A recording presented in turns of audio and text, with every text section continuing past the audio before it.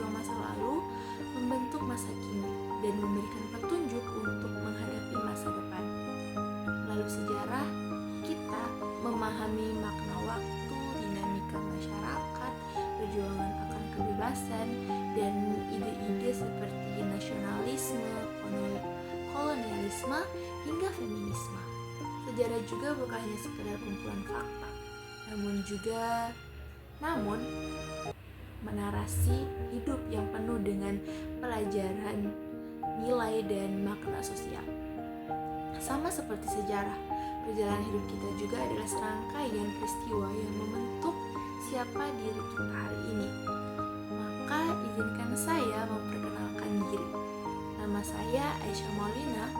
Saya berumur 19 tahun. Saya adalah seorang mahasiswi pendidikan guru sekolah dasar dari Universitas Negeri Gorontalo. Saya adalah individu yang percaya bahwa setiap orang itu memiliki peran dalam menciptakan sejarah kecil mereka sendiri, baik dalam lingkup pribadi maupun komunitas.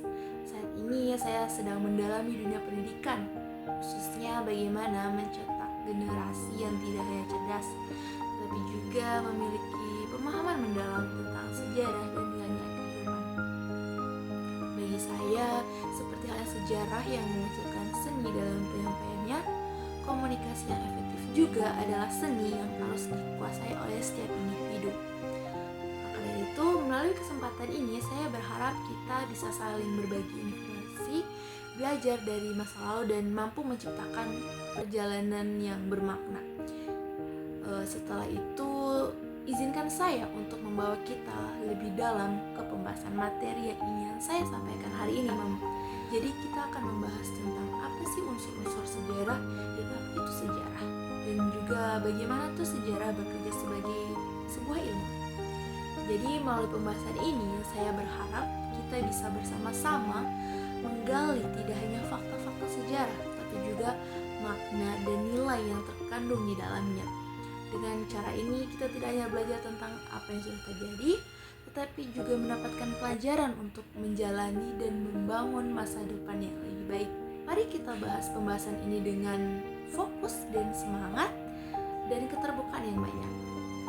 Oke, mari kita masuk ke inti materi. Pertama-tama yang akan kita bahas itu adalah unsur-unsur sejarah. Nah, unsur-unsur sejarah sendiri itu ada 15, yaitu ing. Nah, selanjutnya kita akan membahas lebih rinci tentang unsur sejarah itu. Pertama adalah perubahan.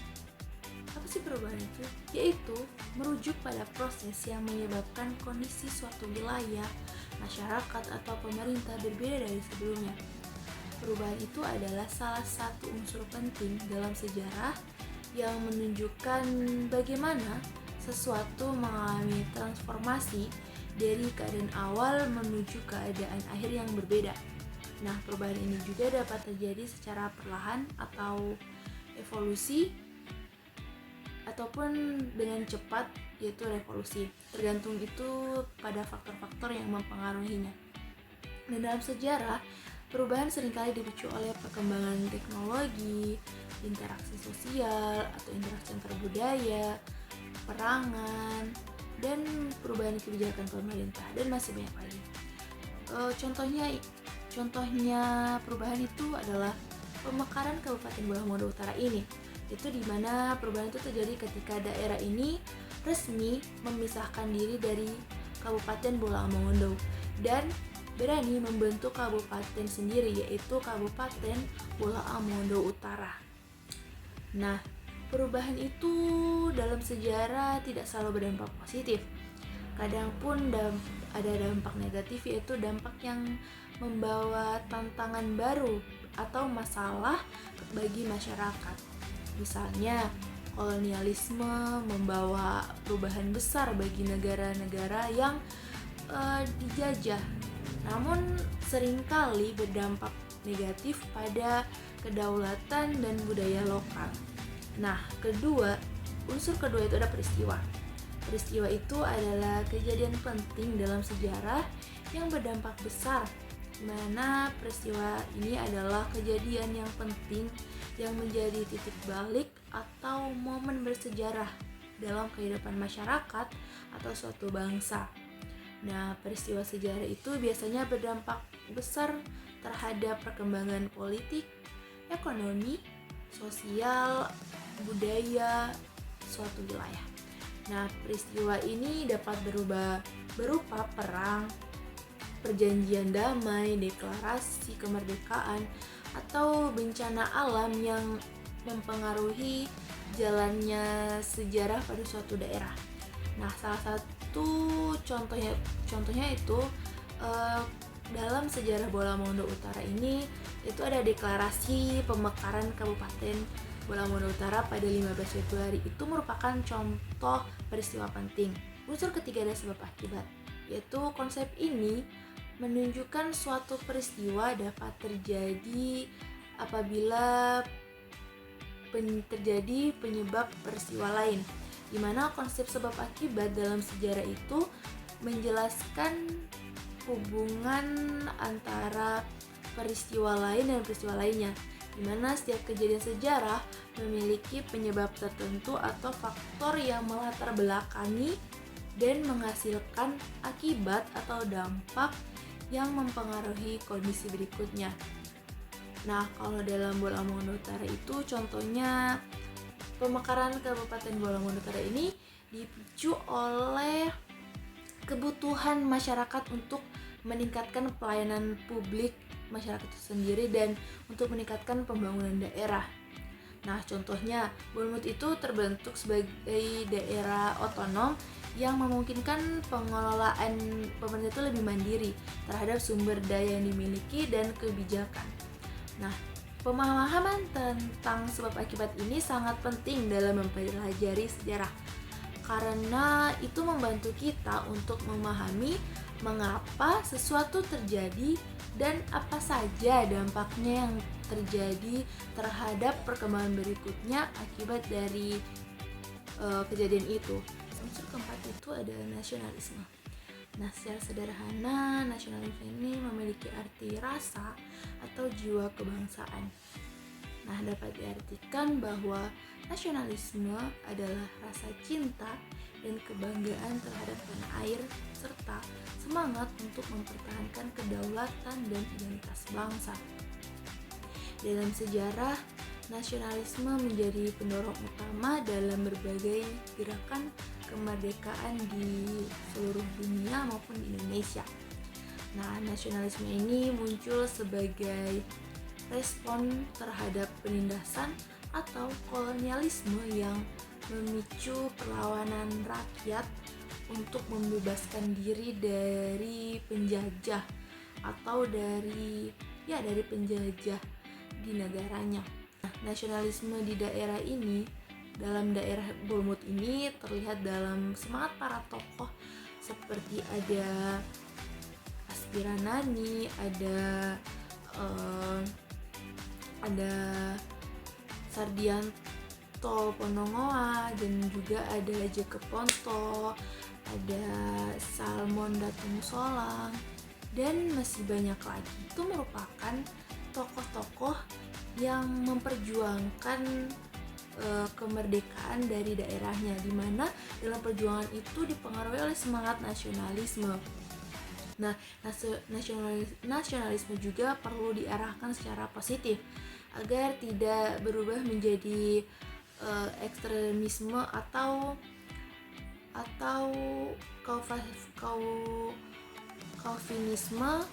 kaufanisme yang merugikan pihak lain. Nah, nasionalisme juga adalah nasionalisme yang sehat, yaitu nasionalisme yang mendorong cinta terhadap bangsa tanpa merendahkan atau menghina bangsa lain. Unsur kelima ada kemerdekaan atau kebebasan. Kemerdekaan itu artinya bebas, itu bebas dari segala bentuk penindasan dan penguasaan. Nah, dalam konteks sejarah ini, kemerdekaan sering kali dicapai melalui perjuangan melawan para penjajah yang menindas negara kita. Kemerdekaan itu juga dapat mencakup aspek politik, ekonomi, sosial, dan budaya.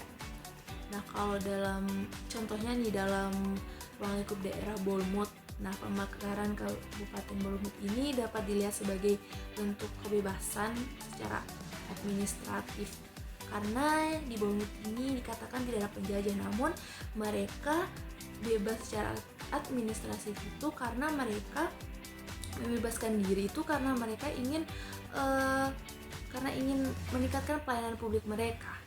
Nah, di mana wilayah ini merdeka dari administrasi bola mongondo. Namun kemerdekaan itu bukanlah akhir dari perjuangan, karena setelah merdeka mereka itu harus terus bekerja untuk mempertahankan kebebasan tersebut agar tidak diambil lagi oleh pihak lain kebebasan itu, mengatasi tantangan internal juga, dan menjaga kedaulatan di tengah dinamika global. Keenam itu ada kolonialisme. Kolonialisme itu adalah bentuk dominasi suatu negara atas wilayah lain. Kolonialisme itu adalah bentuk yang dilakukan oleh suatu negara terhadap wilayah lain atau negara lain, baik secara politik, ekonomi, maupun budaya. Apa sih tujuan dari kolonialisme itu? Nah, tujuan dari kolonialisme itu sendiri adalah biasanya untuk mengeksploitasi sumber daya alam ataupun tenaga kerja yang ada pada wilayah tersebut, dan mereka ingin dikuasai demi keuntungan mereka sendiri atau keuntungan dari negara penjajah tersebut. Nah, kolonialisme ini juga seringkali disertai dengan kekerasan, penindasan, penghapusan budaya lokal, perbudakan, dan masih banyak hal lain yang dapat dikatakan di luar nalar atau melanggar hak asasi manusia. Contohnya, pemekaran dalam Bournemouth ini bisa dilihat sebagai langkah untuk membebaskan diri dari pengaruh dominasi eksternal yang dirasa menghambat pembangunan lokal dari Kabupaten Bournemouth tersebut. Nah, itu merupakan contoh dari kolonialisme. Unsur ketujuh itu adalah revolusi. Apa sih revolusi? Revolusi biasanya adalah perubahan yang cepat dan signifikan. Nah, revolusi ini juga merujuk pada perubahan besar atau perubahan besar yang menyeluruh, baik dalam politik, sosial, ekonomi, maupun budaya. Nah, revolusi ini biasanya melibatkan konflik atau gerakan besar masyarakat yang dimana ingin mengubah tatanan yang ada pada wilayah tersebut. Nah, revolusi ini juga bisa berdampak positif seperti pembaruan dan kemajuan, namun juga bisa disertai dengan dampak negatif atau kekacauan yang merugikan wilayah tersebut. Contoh nih, dalam Bournemouth, proses pemekaran Kabupaten Bournemouth ini mungkin bukan revolusi dalam arti kekerasan atau pertumpahan darah, namun merupakan revolusi administratif seperti yang saya bilangkan sebelumnya, di mana struktur pemerintah ini diubah untuk meningkatkan otonomi atau meningkatkan pelayanan publik agar menjadi lebih baik dan lebih efisien. Itu merupakan salah satu contoh dari revolusi.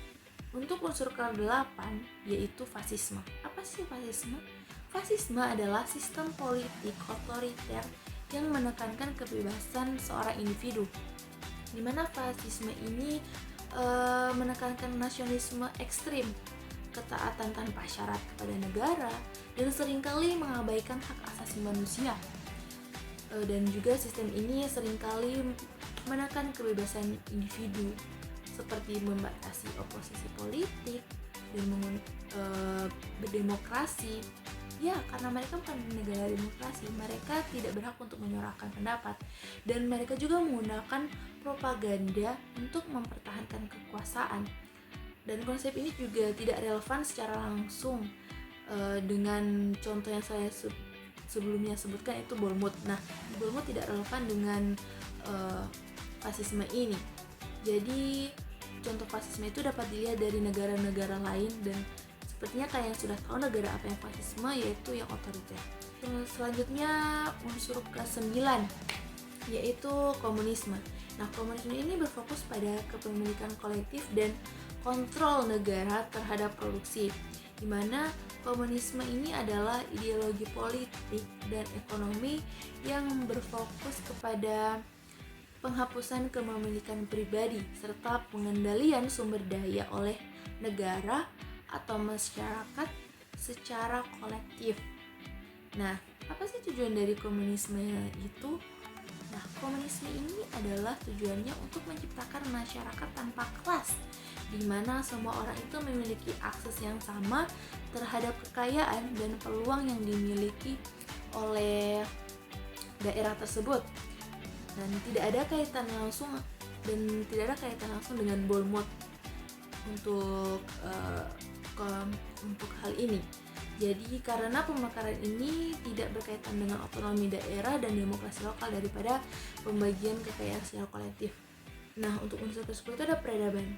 Peradaban itu adalah merujuk kepada tingkat perkembangan sosial, budaya, ekonomi, dan teknologi yang dicapai oleh suatu masyarakat, di mana peradaban ini mencakup berbagai aspek dalam masyarakat seperti sistem pemerintahan, agama, seni, ilmu, budaya, pengetahuan, teknologi, tatanan masyarakat, dan masih banyak lainnya. Nah, untuk dalam contohnya ini dalam Bolmut nih, Kabupaten Bolmut itu memiliki tradisi lokalnya seperti tradisi Molearo. Jadi serta keberadaan kayak di Panggeng Nah, itu mencerminkan kegayaan keberadaban lokal yang terus berkembang setelah pemekaran. Jadi mereka selalu lebih berkembang dari sebelumnya. Selanjutnya unsur ke-11 yaitu perbudakan. Perbudakan mungkin sudah tidak asing di telinga teman-teman, yaitu perbudakan adalah bentuk eksploitasi manusia, di mana perbudakan ini adalah sistem sosial dan ekonomi di mana individu itu diperlakukan sebagai sebuah properti yang dapat dimiliki, dijual ke orang lain dan dilakukan semena-mena. Nah, perbudakan ini seringkali melibatkan kerja paksa, kekerasan, penghapusan hak dasar manusia. Dan dalam perbudakan ini seringkali terjadi tindakan kriminal seperti yang sudah saya katakan sebelumnya. Dan tindakan ini terkadang tidak bisa terkontrol karena dari negara itu sendiri. Nah, selanjutnya unsur ke-12 yaitu waktu. Nah, waktu itu adalah berperan penting dalam sejarah, teman-teman. Karena apa? Karena perubahan yang terjadi itu karena adanya waktu. Waktu itu adalah elemen yang fundamental dalam sejarah karena semua peristiwa yang terjadi itu terjadi dalam rentang waktu tertentu atau ada waktu yang terjadi. Nah, waktu itu membantu sejarawan atau penulis sejarah untuk menyusun kronologi dan menganalisis hubungan sebab akibat serta memahami perkembangan dan perubahan yang terjadi dari masa ke masa. Konsep waktu juga mencakup perbedaan antara masa lalu, masa kini, dan masa depan, serta bagaimana manusia itu menafsirkan peristiwa dalam konteks sejarah mereka. Nah, kalau contohnya dalam Bolmut atau contoh pada wilayah Bolmut, pemekaran Bolmut ini memakan waktu hampir 7 tahun dari deklarasi pada tahun 2000 hingga pengesahan secara resmi oleh DPR pada tahun 2006.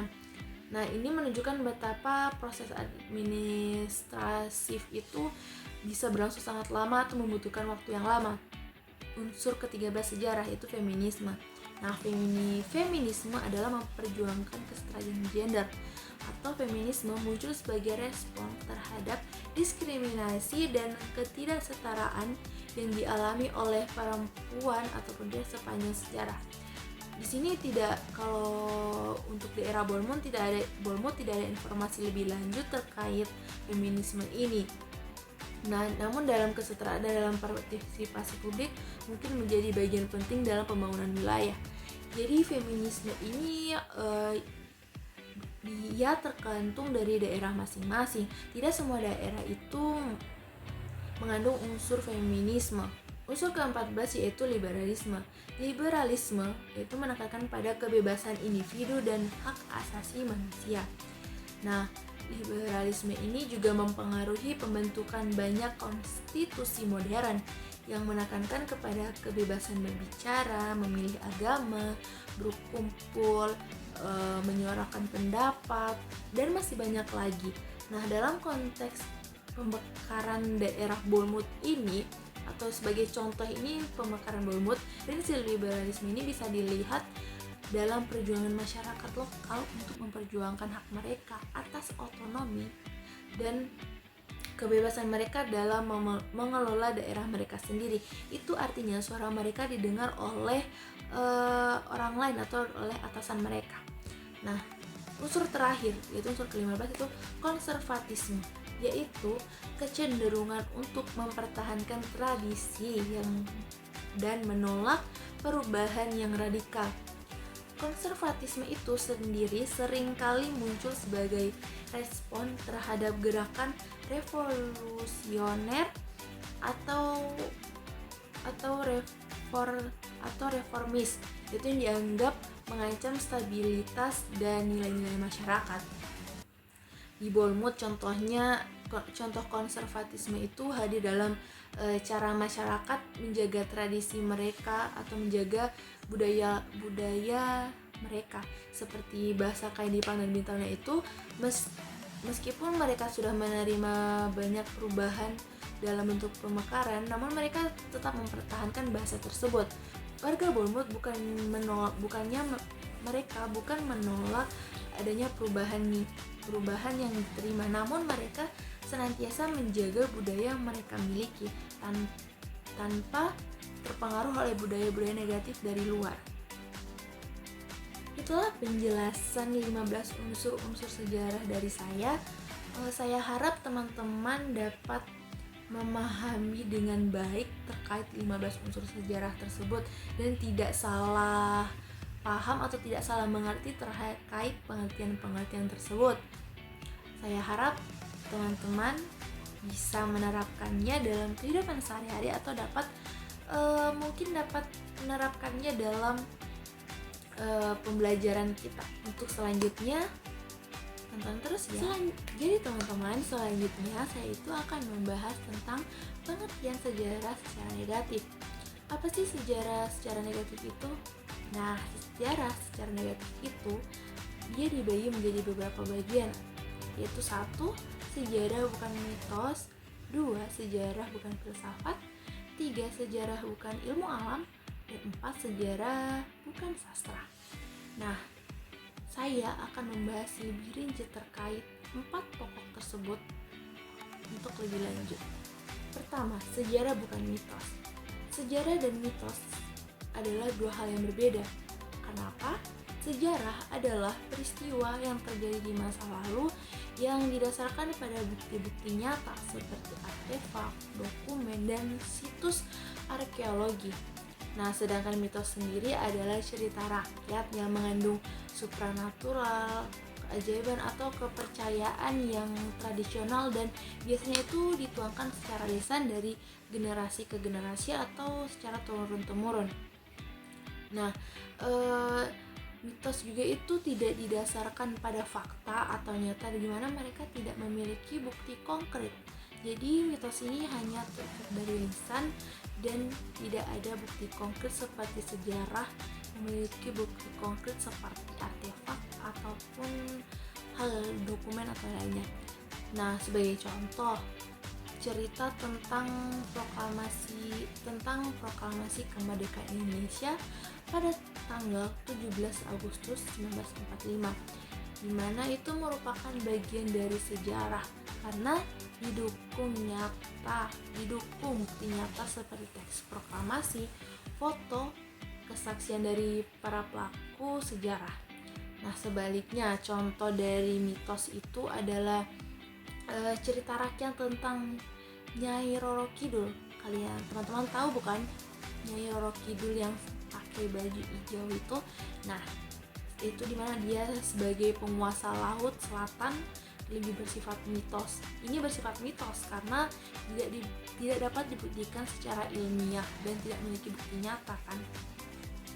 Kedua, sejarah bukan filsafat.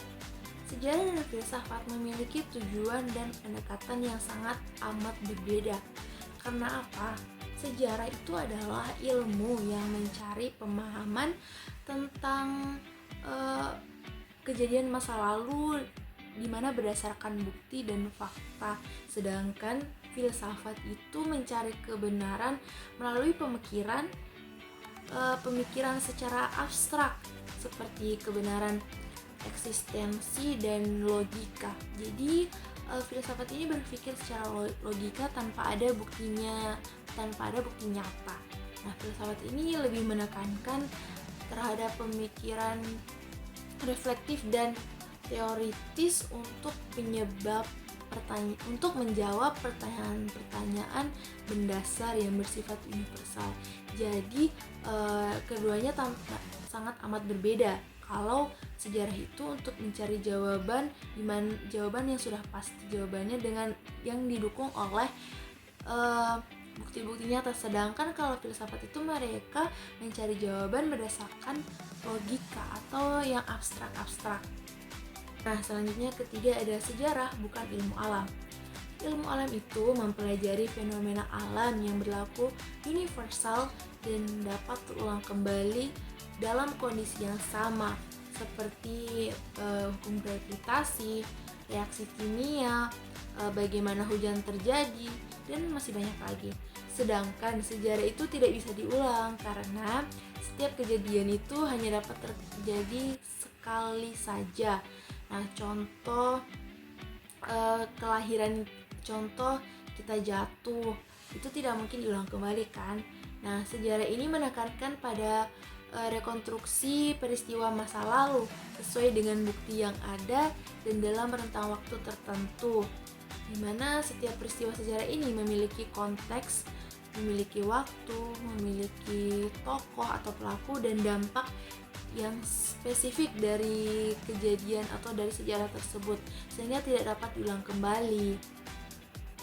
Poin terakhir itu ada sejarah bukan sastra. Kenapa? Sastra adalah cara kita mengekspresikan yang melibatkan kreativitas imajinatif dan emosional dalam menulis, di mana ini bertujuan untuk menghibur ataupun menyampaikan pesan moral adalah juga termasuk naratif atau bercerita. Namun kalau sejarah itu didasarkan pada kejadian nyata dan memiliki sumber yang konkret atau kejadian itu didapatkan dari bukti yang nyata dan harus didapat dan bisa disajikan secara objektif, bukan imajinatif. Dan juga kalau tujuan sastra ini kan menghibur atau menghibur pemirsa atau menghibur pembaca, pendengar, dan menggugah perasaan atau menyampaikan pesan moral untuk para pendengar, pembaca. Nah, sementara sejarah sendiri itu ia bertujuan untuk menyampaikan kebenaran tentang apa yang terjadi di masa lampau. Nah, untuk contohnya nih, sebuah novel ia menceritakan perjuangan seseorang untuk kemerdekaan suatu negara. Nah, ini mungkin terinspirasi dari sejarah, tetapi isinya itu tidak sepenuhnya faktual karena ini melibatkan imajinasi dari penulis tersebut. Tapi sebaliknya, kalau catatan sejarah perjuangan kemerdekaan itu harus sesuai dengan bukti yang ada dan harus didasarkan pada dokumen yang asli atau harus sesuai dengan kenyataan yang ada dan didukung oleh bukti-bukti yang ada. Teman-teman, itulah penjelasan dari saya terkait materi yaitu pengertian sejarah secara negatif. Setelah ini saya akan menyampaikan juga beberapa materi atau penjelasan.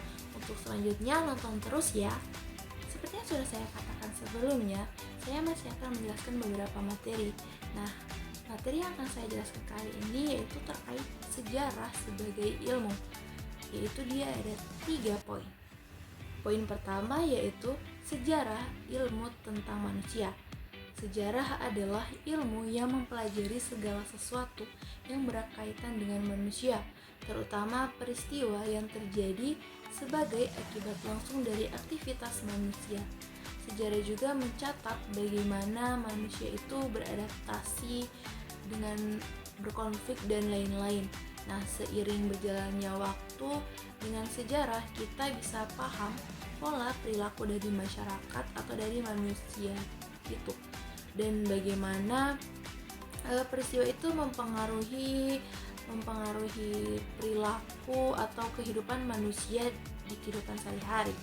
Itu merupakan pengertian dari poin pertama. Poin kedua yaitu sejarah ilmu tentang waktu. Nah, kenapa? Karena waktu adalah elemen penting dalam sejarah, karena peristiwa sejarah ini terjadi dalam urutan kronologis, di mana setiap peristiwa itu berhubungan dengan waktu tertentu, di mana yang memungkinkan kita untuk paham perbedaan antara dulu dan sekarang. Itu juga merupakan elemen fundamental dalam studi sejarah, karena semua peristiwa yang terjadi di masa lalu itu terkait erat dengan dimensi waktu. Karena dalam sejarah itu waktu tidak hanya berfungsi sebagai kerangka kronologis, tapi juga sebagai alat untuk memahami hubungan sebab akibat dari suatu peristiwa. Nah, poin terakhir yaitu sejarah ilmu tentang makna sosial. Sejarah menjelaskan makna peristiwa dalam konteks sosial, seperti kemerdekaan. Makna sosialnya itu semangat nasionalisme. Ya, nasionalisme itu sudah saya jelaskan seperti sebelumnya, yaitu rasa atau jiwa kebangsaan ataupun cinta tanah air. Nah, nasionalis dalam sejarah juga memberikan penjelasan tentang bagaimana peristiwa-peristiwa yang mempengaruhi masyarakat, budaya, dan norma sosial yang ada di daerah kita.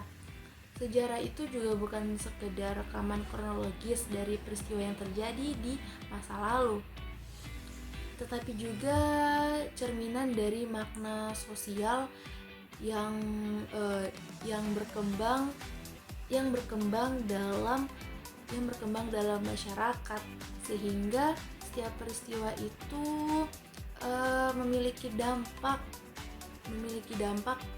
tersendiri dan memiliki dampak tersendiri secara negatif maupun positif pada masyarakat. Dan untuk terakhir, saya akan menjelaskan materi tentang pengetahuan dan ilmu sejarah. Untuk ini dia ada 3 poin. Poin pertama yaitu sejarah sebagai ilmu. Kenapa? Sejarah adalah ilmu karena ini dipelajari secara sistematis dengan metode ilmiah.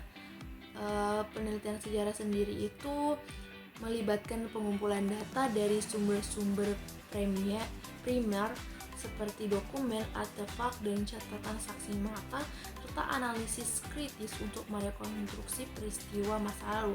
Jadi dapat dikatakan bahwa sejarah itu diperoleh dari bukti-bukti nyata dan konkret, sehingga sejarah itu adalah hal yang sudah pasti nyata ada, bukan suatu hal yang dapat dikatakan abstrak. Sejarah itu untuk menyajikan fakta secara objektif dan menyusun narasi yang sesuai dengan bukti yang ada atau bukti yang diperoleh.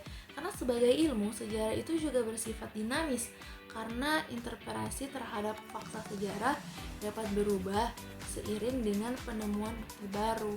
Kedua adalah sejarah sebagai kisah. Sejarah sebagai kisah itu berarti adalah sejarah disampaikan dalam bentuk cerita atau narasi.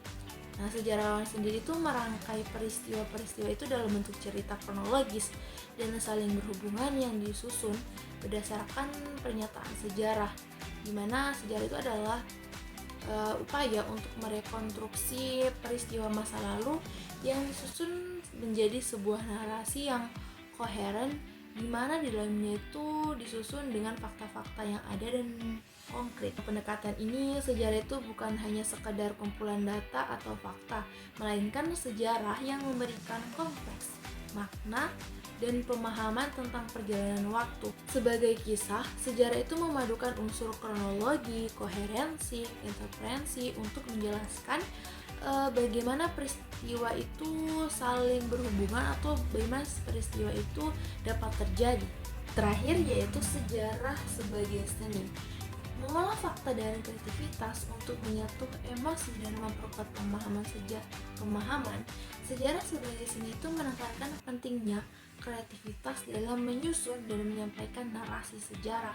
Dalam pendekatan ini, seorang sejarawan itu tidak hanya bertugas merekonstruksi fakta-fakta masa lalu secara objektif, tetapi juga menyajikannya dengan cara yang menarik dan kreatif. Seni dalam sejarah itu tidak mengurangi sifat ilmiah dari disiplin ini, tetapi justru akan memperkaya cara penyampaian fakta sehingga mampu menjangkau lebih banyak audiens. Contohnya seperti sejarawan Muhammad Yamin atau Sartono Kartodirjo, di mana mereka menulis sejarah Indonesia dengan gaya yang menggugah rasa nasionalisme dari para audiens, sehingga kita menjadi lebih semangat untuk mengetahui atau lebih penasaran tentang sejarah Indonesia. Jadi seni itu juga penting untuk sejarah agar para audiens itu lebih penasaran sehingga mereka tertarik untuk belajar terus-menerus terkait sejarah. Setelah membahas bersama, jadi dapat kita ketahui bahwa sejarah itu bukan hanya catatan kecil di masa lalu, namun sejarah itu dapat memberikan pelajaran bagi kita untuk kedepannya. Semoga pembahasan yang saya sampaikan tadi atau penjelasan yang saya sampaikan tadi dapat diaplikasikan dalam kehidupan sehari-hari kita, karena pada akhirnya sejarah itu adalah tentang kita semua, tentang perjalanan kita, bagaimana kita dari posisi sekarang sampai posisi akhir, atau di masa depan itu bagaimana. Terima kasih atas perhatian dan partisipasinya pada hari ini. Semoga kita selalu bisa menciptakan sejarah kecil yang bermakna dalam kehidupan kita masing-masing. Mari kita akhiri penjelasan pada hari ini atau momen pada hari ini dengan membaca Alhamdulillah. Terima kasih teman-teman yang mau mendengarkan penjelasan saya sampai dari awal sampai akhir. Semoga kalian sehat-sehat terus dan semoga bermanfaat, dan kalian semangat-semangat terus dalam menjalani hari. Semoga yang mendengar ini juga